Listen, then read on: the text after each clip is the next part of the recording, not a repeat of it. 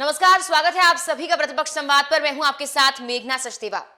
2020 में एक वायरस ने दुनिया भर में तबाही मचा दी। कोरोना महामारी के रूप में इस वायरस ने ना जाने कितनी ही जानें ले ली हैं और अब भी ये वायरस लगातार म्यूटेशन कर अपने रूप बदल रहा है। एक बार फिर से अपने तोड़ की ताकत पहचान कर इस वायरस ने नया रूप लिया है। नाम है ओमिक्रॉन वेरिएंट। इस वेरिएंट ने खतरे की घंटी बजा दी है और सभी देश अलर्ट हो गए हैं। हालांकि क्या ये वेरिएंट डेल्टा वेरिएंट से ज्यादा खतरनाक है? क्या हमें इस वेरिएंट को लेकर चिंता जाहिर करनी चाहिए? WHO ने इस वेरिएंट को क्यों वेरिएंट ऑफ कंसर्न कहा है?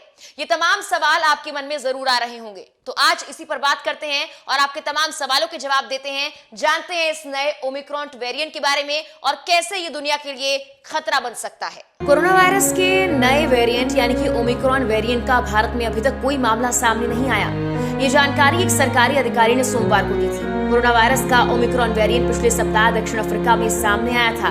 तब से कई देशों तक फैल चुका है।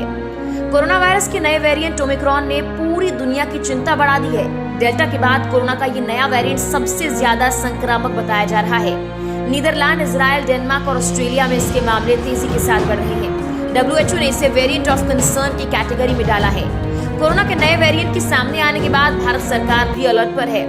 कोरोना के नए वेरिएंट के सामने आने के बाद भारत सरकार सतर्क मोड पर आ गई है। ओमिक्रॉन वेरिएंट कोरोना के पुराने वेरिएंट से कितना अलग है, कितना गंभीर हो सकता है, इसके परिणाम कैसे हो सकते हैं, ये भी जानते हैं। तेजी के साथ ओमिक्रॉन वेरिएंट फैलता है। दक्षिण अफ्रीका के स्वास्थ्य मंत्री जो फाला के अनुसार देश में ओमिक्रॉन वेरिएंट के मामले पिछले कुछ दिनों में तेजी के साथ बढ़े हैं और लगातार इसके मामले बढ़ते जा रहे हैं। इसके केवल 200 से ज्यादा नए मामले हर सप्ताह में हर दिन सामने आ रहे हैं। लेकिन शनिवार को एक दिन में 3200 से ज्यादा मामले सामने आए, जिसमें से अधिकांश मामले गोटेंग प्रांत से थे। इन मामलों में अचानक वृद्धि हुई है, जो कि चिंता का विषय है। नए वेरिएंट पर आखिर वैज्ञानिक क्यों टेंशन ले रहे हैं? तो आपको बताते हैं कि डेटा का आकलन करने के बाद WHO की तरफ से कहा गया कि शुरुआती साक्ष्यों से पता लगता है कि अन्य वेरिएंट की तुलना में इस वेरिएंट में री इन्फेक्शन का खतरा ज्यादा है।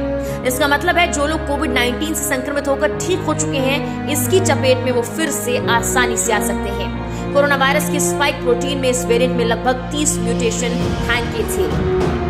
एक्सपर्ट्स कहते हैं कि ओमिक्रॉन पिछले बीटा और डेल्टा वेरिएंट से आनुवांशिक रूप से अलग है, लेकिन इस बात की अभी कोई जानकारी नहीं कि ये जेनेटिक बदलाव इसे ज्यादा खतरनाक बनाते भी हैं या फिर नहीं। इस बात के बारे में स्पष्ट तौर पर अभी कुछ नहीं कह सकते कि ये वेरिएंट बीमारी को बहुत ज्यादा गंभीर बना सकता है या फिर नहीं। इसका पता लगाने में वैज्ञानिकों को थोड़ा और वक्त लग सकता है। इस नए वेरिएंट पर वर्तमान वैक्सीन प्रभावी है या फिर नहीं।